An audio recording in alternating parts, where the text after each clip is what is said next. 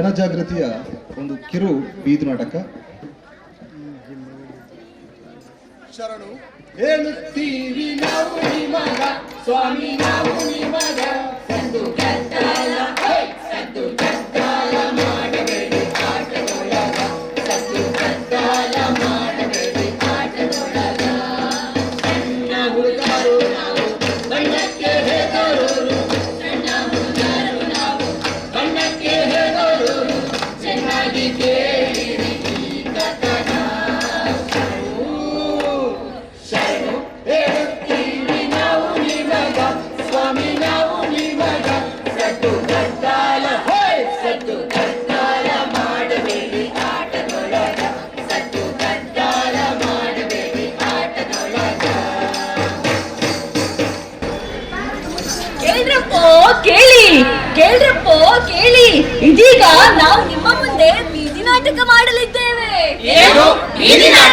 ಹೌದು, ಬೀದಿ ನಾಟಕ.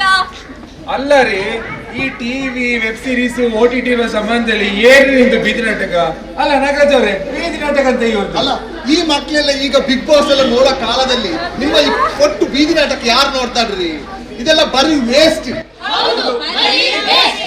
ಹೌದು, ನಾವಿಲ್ಲಿ ವೇಸ್ಟ್ ಬಗ್ಗೆನೇ ಮಾತಾಡ್ತಾ ಇದ್ದೇವೆ. ಅಂದ ಹಾಗೆ ನೀವೆಲ್ಲ ವೇಸ್ಟ್ ಅನ್ನ ಏನ್ ಮಾಡ್ತೀರಾ? ನೀವು ನೀವು ನೀವು ನಾನು ಇಲ್ಲಿ ನದಿ ಹರಿತದಲ್ಲ, ಅದಕ್ಕೆ ಹಾಕಿ ಬಿಡ್ತೇನೆ, ಆಚೆ ಹೋಗ್ತದೆ. ನಾನು ಇಷ್ಟಪಟ್ಟ ಕಸವನ್ನೆಲ್ಲ ಗುಡಿಸಿ ಸುಡ್ತೇನೆ. ನಾನೇನಿಲ್ಲ, ಅರೆಕಳದ ಸ್ಕೂಲ್ ಹತ್ರ ಹೋಗಿ ಬಿಸಾಕ್ತೇನೆ. ಹೇಗಿದ್ರು ಕರ್ವಿಂಗ್ ಇದೆ ಅಲ್ಲ, ಗಾಡಿ ಸ್ಲೋ ಆಗಿ ಹೋಗುತ್ತೆ, ಅದಕ್ಕೆ ಅಲ್ಲಿ ಬಿಸಾಕಿ ಬಿಡ್ತೇನೆ.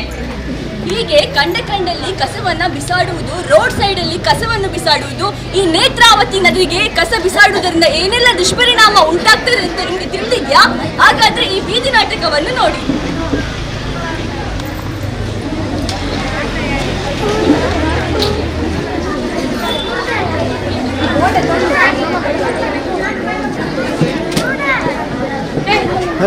ಹಲೋ ಬನ್ನಿ ಓಡದಕ್ಕಿನಿ ಕದವನು ಈ ಎನ್ನ ಜಾಗೆ ದಕ್ಕಿ ಆ ನಿನ್ನ ಜಾಗೆ ನೀ ಮಾಡ್ತೀನಿ ದಕ್ಕಿನಿ ಈ ನಮಗೆ ತೂತೆ ನೀ ಪುಳ್ಳಿ ಎಂಕರೆ ದಮ್ಮುಂಡಿ ಎದುರಿ ಬತ್ತ ದಪ್ಪ ಈ ಆ ಜಚ್ಚು ಪುಳ್ಳಿ ಏ ಕೊಟ್ಟಿರೆ ಮಾಡಿ ಮಾಡ್ತಿರೋದು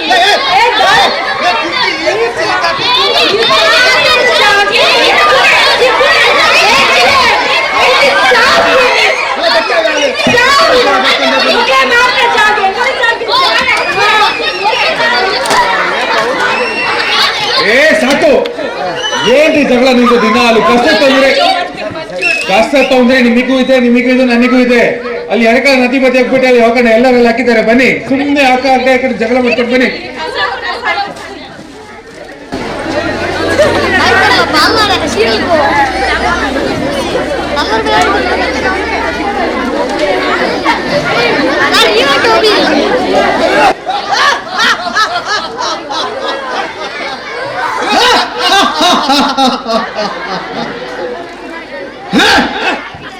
ನಾವು ಕಸ ರಾಕ್ಷಸರು. ಹೌದು, ಕಸ ರಾಕ್ಷಸರು. ನಾನು ಹಸಿ ಕಸ, ನಾನು ಒಣ ಕಸ, ನಾನು ಅಪಾಯಕಾರಿ ಕಸ. ನಾನು ಈ ಭೂಮಿ ಹುಟ್ಟಿದಾಗಲೇ ಹುಟ್ಟಿದವ, ನಿಮ್ಮಿಬ್ಬರಿಗಿಂತಲೂ ಹಿರಿಯವನು ನಾನು. ಹೌದು, ಇವನು ಹಿರಿಯವ. ಆದ್ರೆ ನಾವು ಈ ಮನುಷ್ಯ ಸೃಷ್ಟಿಯಾದ ಮೇಲೆ ಮನುಷ್ಯರು ಸೃಷ್ಟಿ ಮಾಡಿದವರು, ಹೌದಲ್ವಾ? ಆದರೆ ತಿಳಿದಿರಲಿ, ನಿಮಗಿಂತಲೂ ಅಪಾಯಕಾರಿಯಾದವ ನಾನು. ಹೇಗೆ? ಹೇಗೆಂದರೆ ಈ ಸಿರಿಂಜ್ ಇದೆಯಲ್ಲ, ಇದು ಮಣ್ಣಿನಲ್ಲಿ ಬೆಳೆಯುವುದಿಲ್ಲ ಅಲ್ವಾ? ಹೌದು, ನಾವಿಬ್ಬರು ಅಪಾಯಕಾರಿ, ನಮಗೆ ಮರಣವಿದೆ. ಆದರೆ ಇವನಿಗೆ ಹಸಿ ಕಸಕ್ಕೆ ಭೂಮಿಗೆ ಬಿದ್ದ 4 ದಿವಸದಲ್ಲಿ 1 ವಾರದಲ್ಲಿ ಮರಣ, ಮಣ್ಣಲ್ಲಿ ಮಣ್ಣಾಗಿ ಬಿಡ್ತಾನೆ. ಆದರೆ ನಾವು ಹಾಗಲ್ಲ. ನಾವು ಎಷ್ಟೇ ವರ್ಷವಾದ್ರೂ ಕೂಡ ನಮಗೆ ಮರಣವಿಲ್ಲ. ಇಲ್ಲಿ ಕೂತಿದಾರಲ್ಲ, ಇವರಲ್ಲ, ಇವರ ಮಕ್ಕಳು, ಇವರ ಮೊಮ್ಮಕ್ಕಳು ಸತ್ರು, ನಾವು ಈ ಭೂಮಿಯಲ್ಲಿ ಅಜರಾಮರ, ನಮಗೆ ಮರಣವಿಲ್ಲ. ಹೌದೌದು ತಮ್ಮಂದಿರೇ, ನಿಮಗೆ ಮರಣ ಇಲ್ಲ. ಆದ್ರೆ ನಾನು ಭೂಮಿಗೆ ಬಿದ್ದ ಕೆಲವೇ ದಿನಗಳಲ್ಲಿ ಸತ್ತು ಹೋಗ್ತೇನೆ.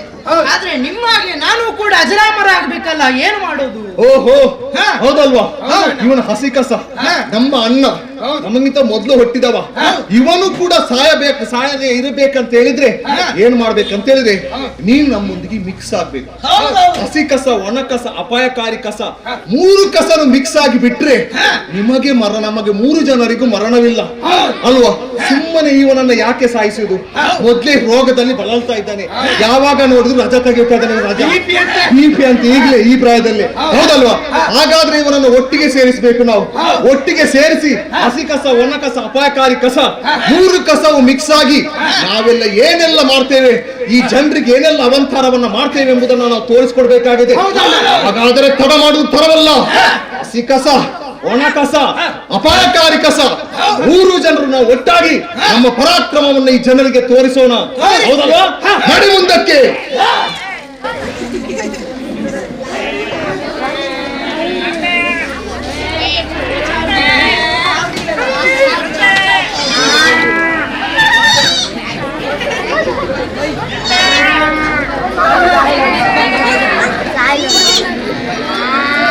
ಅಯ್ಯೋ ಗೌರಿ, ಗೌರಿ ಏನಾಯ್ತು ಗೌರಿ? ಹೇಳು ಗೌರಿ. ಅಯ್ಯೋ ನನ್ನ ಗೌರಿಗೆ ಏನಾಗಿದೆ? ಹೇಳು ಗೌರಿ. ಆಂಟಿ ಏನಾಯ್ತು? ಯಾಕೆ ಹೇಳ್ತಾ ಇದ್ದೀರಾ? ಕಾಲಲ್ಲಿ ನೊರೆ ಬರ್ತಾ ಇದೆ ರಚಿತಾ, ಡಾಕ್ಟರ್ಗೆ ಮಾತಾಡಿ. ಒಂದು ನಿಮಿಷ. ಹಲೋ ಹಲೋ ಡಾಕ್ಟ್ರೇ. ಡಾಕ್ಟ್ರೇ, ನಮ್ದು ಹರೇಕಳ ಪಂಚಾಯತಿ ಹತ್ರ ಒಂದು ದನ ನಮ್ದು ಬಿದ್ದು ಬಿಟ್ಟಿದೆ ಡಾಕ್ಟ್ರೇ, ಪ್ಲೀಸ್ ಬಂದು ನೋಡ್ತೀರಾ ಏನು ಅಂತ? ಸರಿ ಸರಿ, ಈಗ ಬರ್ತೇನೆ. ಸರಿ. ಯಾರಮ್ಮ ಫೋನ್ ಮಾಡಿದ್ದು? ನಾವೇ ಡಾಕ್ಟ್ರೇ. ಏನಾಯ್ತು? ನೋಡಿ ಡಾಕ್ಟ್ರೇ, ದನ ಬಾಯಲ್ಲಿ ನೊರೆ ಬರ್ತಾ ಇದೆ. ಇದು ಸತ್ತು ಹೋಗಿದೆ ಅಮ್ಮ. ಏನ್ ಹೇಳ್ತಿದ್ದೀರಾ ಡಾಕ್ಟ್ರೇ? ಹೌದು, ಇದು ಹೊಟ್ಟೆ ತುಂಬಾ ಬರೀ ಪ್ಲಾಸ್ಟಿಕ್ ತುಂಬಿಕೊಂಡಿದೆ ಅಮ್ಮ. ನಾವೇನು ಪ್ಲಾಸ್ಟಿಕ್ ಹಾಕುದಿಲ್ವಲ್ಲ? ನೀವು ಪ್ಲಾಸ್ಟಿಕ್ ಹಾಕುದಿಲ್ಲ, ಆದ್ರೆ ಏನ್ ಮಾಡ್ತಾರೆ ಜನಗಳು? ಹಸಿ ಕಸವನ್ನ ಪ್ಲಾಸ್ಟಿಕ್ ಅಲ್ಲಿ ಮಿಕ್ಸ್ ಮಾಡಿ ರಸ್ತೆ ಬದಿಯಲ್ಲಿ ಬಿಸಾಕ್ತಾರೆ. ಪ್ರಾಣಿಗಳಿಗೆ ಗೊತ್ತಿರ್ತದ ಅದು ಹಸಿ ಕಸ ಪ್ಲಾಸ್ಟಿಕ್ ಅಲ್ಲಿ ಇದೆ ತಿನ್ಬಾರ್ದು ಅಂತ. ಮೂಕ ಪ್ರಾಣಿಗಳಿಗೆ ಇದು ಏನು ಗೊತ್ತಾಗುದಿಲ್ಲ. ಹಸಿ ಕಸದ ಆಸೆಗೋಸ್ಕರ ಕವರ್ ಸಮೇತ ತಿಂತಾ ಇದೆ. ಇದು ನಿಮ್ಮ ದನದ ಒಂದೇ ಕಥೆ ಅಲ್ಲ, ಇದೇ ತರ ಹರೇಕಾಲದಲ್ಲಿ ಎಷ್ಟೋ ಪ್ರಾಣಿ ಪಕ್ಷಿಗಳು ಇದೇ ತರ ಬಲಿಯಾಗ್ತಾ ಇದೆ. ಮನುಷ್ಯರು ಮಾಡುವ ಒಂದು ಸಣ್ಣ ತಪ್ಪಿನಿಂದ ಮೂಕ ಪ್ರಾಣಿಗಳು ಬಲಿಯಾಗ್ತಾ ಇದೆ. ಸಾರಿ ಅಮ್ಮ, ಏನು ಮಾಡೋದಕ್ಕಾಗೋದಿಲ್ಲ.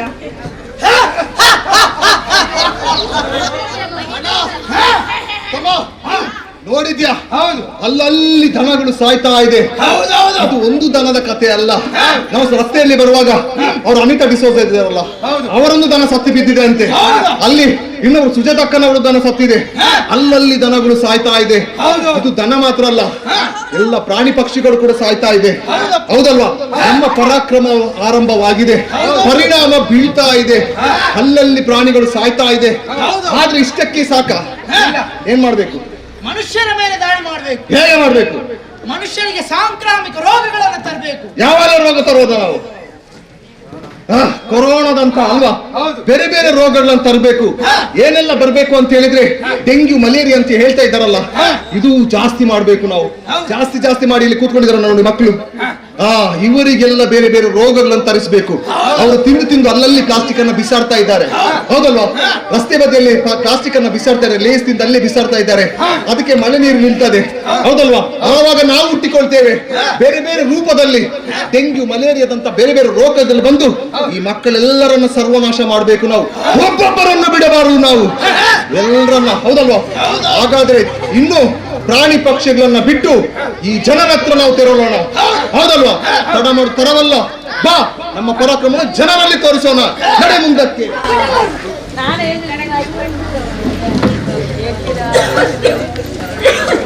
ಕೆಮ್ಮು ಡಾಕ್ಟ್ರೆ, ಕೆಮ್ಮು. ಹೌದಾ? ಧೂಳಿಗೆ ಏನಾದ್ರೂ ಹೋಗಿದ್ದೀರಾ? ಇಲ್ಲ ಡಾಕ್ಟ್ರೆ, ನಾವು ಮನೆಯಲ್ಲಿರುವ ಕಸವನ್ನೆಲ್ಲ ಗುಡಿಸಿ ಸುಟ್ಟಾಕಿದ್ದೇವೆ, ಅದ್ರ ಅಂತ ಶುರುವಾಗಿದೆ ಡಾಕ್ಟ್ರೆ. ಇದೇ ನೋಡಿ, ನಮ್ಮ ಮನೆಯಲ್ಲೆಲ್ಲ ಕಸ ಪ್ಲಾಸ್ಟಿಕ್ ಎಲ್ಲ ಕಂಡ ಕೂಡಲೇ ರಾಶಿ ಹಾಕ್ತಿವಿ, ಬೆಂಕಿ ಹಾಕ್ತಿವಿ. ನಾವು ಬೆಂಕಿ ಹಾಕಿದ ಹೋಗಿ ನಾವು ಉಸಿರಾಟ ತಗೊಂಡು ಇಂಥದ್ದೆಲ್ಲ ಕೆಮ್ಮು ಎಲ್ಲ ಬರ್ತದೆ.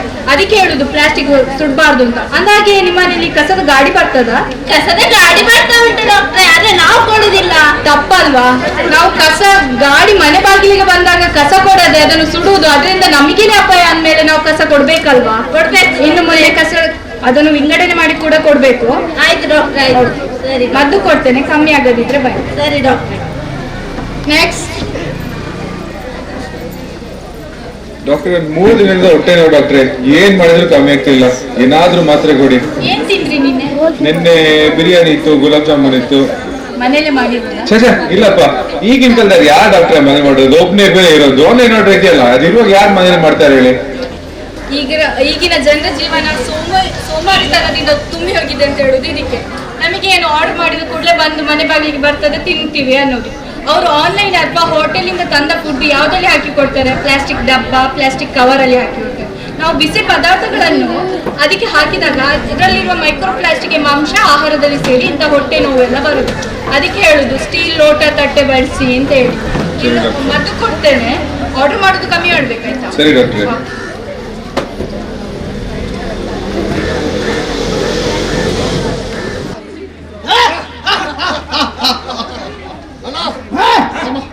ಬೇರೆ ಬೇರೆ ರೋಗವನ್ನು ತಂದಿದ್ದೇವೆ, ಆದರೆ ಚರ್ಮ ರೋಗ ಬಂದವನು ಸತ್ತು ಹೋಗಿದ್ದಾಳೆ. ಹೌದಲ್ವಾ? ಅವನು ಅಲ್ಲೇ ಸತ್ತು ಹೋಗಿದ್ದಾನೆ, ಬರಲೇ ಇಲ್ಲ ಇಲ್ಲಿಗೆ. ಹೌದಲ್ವಾ? ಬೇರೆ ಬೇರೆ ರೋಗಗಳನ್ನ ತಂದಿದ್ದೇವೆ, ಆದ್ರೆ ಅಷ್ಟಕ್ಕೆ ಸಾಕಾಗೋದಿಲ್ಲ. ಏನ್ ಹೇಳ್ತೀಯ? ಬೇರೆ ಬೇರೆ ರೋಗಗಳು ಇಷ್ಟೇ. ಇನ್ನೊಂದು ಆವಾಗೊಂದು ರೋಗ ಬಂದಿತ್ತು, ಯಾವ್ದದು? ಕೊರೋನಾ ರೋಗ. ಆದ್ರೆ ಕೊರೋನಾಗಿಂತೂ ಮಾರಕವಾದಂತ ರೋಗವನ್ನ ಬರುವಂತ ಶಕ್ತಿ ನಮ್ಮಲ್ಲಿದೆ. ಹೌದಲ್ವಾ? ಹಾಗಾದ್ರೆ ತಡ ಮಾಡು ತರವಲ್ಲ, ಇದಕ್ಕಿಂತ ಭಯಂಕರವಾದಂತ ರೋಗವನ್ನ ತರಿಸಬೇಕಾಗಿದೆ. ಓಹೋ, ಅದೇನಲ್ಲಿ ಹರೇಕಳ ಗ್ರಾಮ ಪಂಚಾಯತಿಯಲ್ಲಿ ಕಸದ ವಾಹನ ಬರ್ತಾ ಇದೆಯಾ? ಅಂದ್ರೆ ಜನರು ಎಚ್ಚರಿಕೆಯಾಗಿದ್ದಾರೆ. ಹಾಗಾದ್ರೆ ಬದಿಯಲ್ಲಿ ನಿಂತು ನೋಡೋಣ ಜನರು ಎಷ್ಟು ಎಜುಕೇಟೆಡ್ ಆಗಿದ್ದಾರೆ ಅಂತೇಳಿ.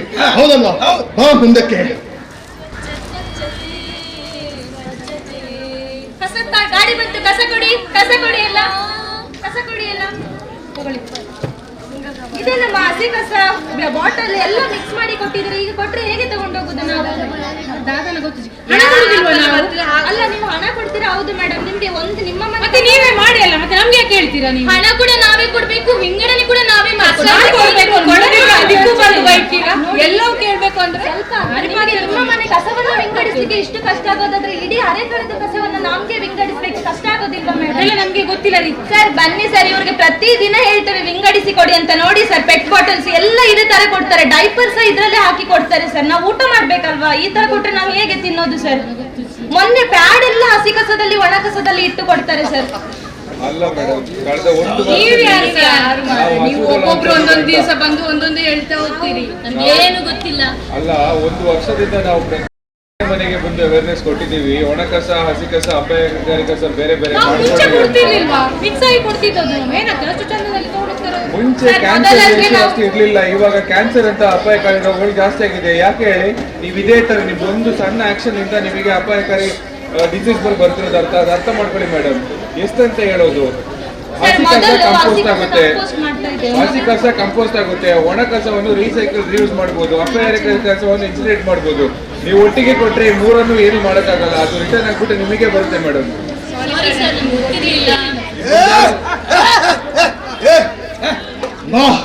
ಅಣ್ಣ, ಬಹಳಷ್ಟು ಅಪಾಯಕಾರಿ. ಜನರು ಜಾಗೃತರಾಗ್ತಾ ಇದ್ದಾರೆ. ಜನರು ಹಸಿ ಕಸ ಒಣ ಕಸ ಅಂತ ವಿಂಗಡಣೆ ಮಾಡಿ ಕೊಡ್ತಾ ಇದ್ದಾರೆ. ಈ ರೀತಿ ಕೊಟ್ರೆ ನಮಗೆ ಮರಣ. ಹೌದಲ್ವಾ? ನಮ್ಮನ್ನ ಮರುಬಳಕೆ ಮಾಡ್ತಾರೆ, ನಿನ್ನನ್ನ ಗೊಬ್ಬರ ಮಾಡ್ತಾ ಇದ್ದಾರೆ. ಹಾಗಾದ್ರೆ ಇನ್ನು ತರ ಮಾಡುದು ಸರಿ ಅಲ್ಲ. ಹೌದಲ್ವಾ? ಎಲ್ಲೇ ಮುಂದಕ್ಕೆ? ಯಾಕೆ ಯಾಕೆ ನಡೆಯೋದಿಲ್ಲ? ಇಲ್ಲಿರುವಂತ ಎಲ್ಲ ಜನರಿಗೆ ಗೊತ್ತಾಗಿದೆ, ಇನ್ನು ನಿಮ್ಮ ಆಟ ನಡೆಯುವುದೇ ಇಲ್ಲ. ನಿಮ್ಮ ಈ ನೀಚ ಕೃತ್ಯ ಎಲ್ಲರಿಗೂ ಗೊತ್ತಾಗಿದೆ. ನೀನ್ ಹೇಳೋದು ಈ ಜನರಿಗೆ ಬುದ್ಧಿ ಬಂದಿದೆ ಅಂತಲ್ಲ? ಅಲ್ಲ, ಇವರಿಗೆ ಬೀದಿ ನಾಟಕ ಅಲ್ಲ. ಏನೇ ಮಾಡಿ ಕೊಟ್ರು ಕೂಡ ಇವರು ಬದಲಾಗಲ್ಲ. ನಾಳೆ ಹೋಗುವಾಗ ನೋಡ, ಅವನು ಈಗ ನೋಡ್ತಾ ಇದ್ದಾನೆ, ನಾಳೆ ಹೋಗುವಾಗ ಅವ್ನು ಲೇಸ್ ಪ್ಯಾಕೆಟ್ ಅನ್ನ ಬಿಸಾಡ್ತಾ ಇದ್ದಾರೆ. ಈ ಹೆಣ್ಮಕ್ಕಳು ಕಸವನ್ನು ಅಲ್ಲಲ್ಲಿ ಬಿಸಾಡ್ತಾ ಇದ್ದಾರೆ. ಅಲ್ಲಿ ನಿಂತು ನೋಡುವವರು ನೋಡಲ್ಲಿ ಈಗಲೇ ಪ್ಲಾಸ್ಟಿಕ್ ಅನ್ನ ಬಿಸಾಡ್ಲಿಕ್ಕೆ ರೆಡಿ ಆಗಿದ್ದಾರೆ. ಈಗ ಏನಾದ್ರೂ ಇವ್ರಿಗೆ ಚಾಕ್ಲೇಟ್ ಕೊಟ್ಟು ಬಿಟ್ರೆ ಈಗಲೇ ಆ ಕಸವನ್ನ ಇಲ್ಲೇ ಬಿಸಾಡಿ ಹೋಗ್ತಾ ಇದ್ದಾರೆ. ಇವರಿಗೆ ಬುದ್ಧಿ ಬಂದಿದೆ ಅಂತ ಹೇಳ್ತೀಯ ನೀವು? ಖಂಡಿತ ಇಲ್ಲ. ಇವರು ನಮ್ಮ ಪರವಾಗಿ ಇಲ್ವಾ? ನೀವು ನಮ್ಮೊಟ್ಟಿಗೆ ಇಲ್ವಾ? ಇದಲ್ವಾ? ಹೌದು, ನಮ್ಮೊಟ್ಟಿಗೆ ಇರ್ಬೇಕು ನೀವು, ಇಲ್ವಾ? ಅಂದ್ರೆ ಜನರು ಎಚ್ಚರಿಕೆ ಆಗ್ತಾ ಇದ್ದಾರ. ನಾವು ಯಾರನ್ನು ಬಿಡಲ್ಲ, ಪ್ರತಿಯೊಬ್ಬರನ್ನು ಕೂಡ. ಏನ್ ಮಾಡ್ತಾರೆ ಅವರು? ಏನ್ ಮಾಡ್ತೀರಿ ನಮ್ಮನ್ನ? ಕಸವನ್ನು ವಿಂಗಡಣೆ ಮಾಡ್ಬೇಕಾ? ಅಷ್ಟು ಧೈರ್ಯ ಇದ್ರೆ ಯಾರಾದ್ರೂ ಒಂದು 5-6 ಜನ ಬಂದು ವಿಂಗಡಣೆ ಮಾಡಿ ಬನ್ನಿ ನಮ್ಮನ್ನು.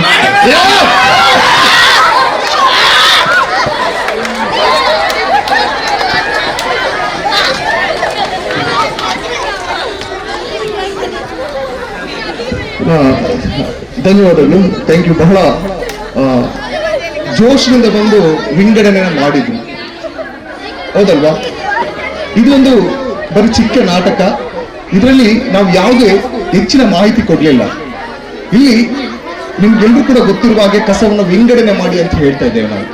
ಆದ್ರೆ ನಾನು ಆವಾಗಲೂ ಹೇಳಿದಾಗೆ ಕಸವನ್ನ ವಿಂಗಡಣೆ ಮಾಡುವುದರಲ್ಲಿ ಮಕ್ಕಳ ಪಾತ್ರ ಕೂಡ ಬಹಳಷ್ಟು ಇದೆ. ಮಕ್ಕಳು ದಯವಿಟ್ಟು ಮನೆಯಲ್ಲಿ ಕಸವನ್ನು ವಿಂಗಡಣೆ ಮಾಡಿಕೊಡಿ, ಕಸವನ್ನ ರಸ್ತೆ ಬದಿಯಲ್ಲಿ ಬಿಸಾಡಬೇಡಿ ಅಂತ ನಿಮ್ಮನ್ನು ವಿನಂತಿಸಿಕೊಳ್ಳುತ್ತಾ, ಅದೇ ರೀತಿ ಸಾರ್ವಜನಿಕರೆಲ್ಲರೂ ಕೂಡ ಈ ಕಸದ ವಾಹನಕ್ಕೆ ಬರುವಾಗ ಅವರನ್ನ ಗೌರವದಿಂದ ಕಾಣಿರಿ, ಅವರನ್ನ ಕಸದವರು ಅಂತೇಳಿ ನಿಶ್ಚಿತವಾಗಿ ನೋಡಬೇಡಿ. ಅದೇ ರೀತಿ ಎಲ್ಲರೂ ಕೂಡ ಯೂಸರ್ ಫೀಸ್ ಅನ್ನ ದಯವಿಟ್ಟು ಅವರಿಗೆ ನೀಡಿ ಅಂತ ಹೇಳಿ ಕೇಳ್ಕೊಳ್ತಾ ನಮ್ಮ ಈ ಒಂದು ಪುಟ್ಟ ಬೀದಿ ನಾಟಕವನ್ನ ಮುಕ್ತಾಯಗೊಳಿಸಿದ್ದೀವಿ. ಮಧ್ಯಾಹ್ನ ನಂತರ ನಾವು ಮತ್ತೆ ಕಸ ಪ್ರಶ್ನೆ ಕಾರ್ಯಕ್ರಮದಲ್ಲಿ ಮತ್ತೆ ಮುಂದುವರೋಣ. ಊಟ ಆದ ನಂತರ ನಾವು ಬೇರೆ ಬೇರೆ ರೀತಿಯ ವೈವಿಧ್ಯಮಯ ಕಾರ್ಯಕ್ರಮಕ್ಕೂ ಕೂಡ ಮುಂದುವರಿಸೋಣ. ಧನ್ಯವಾದಗಳು.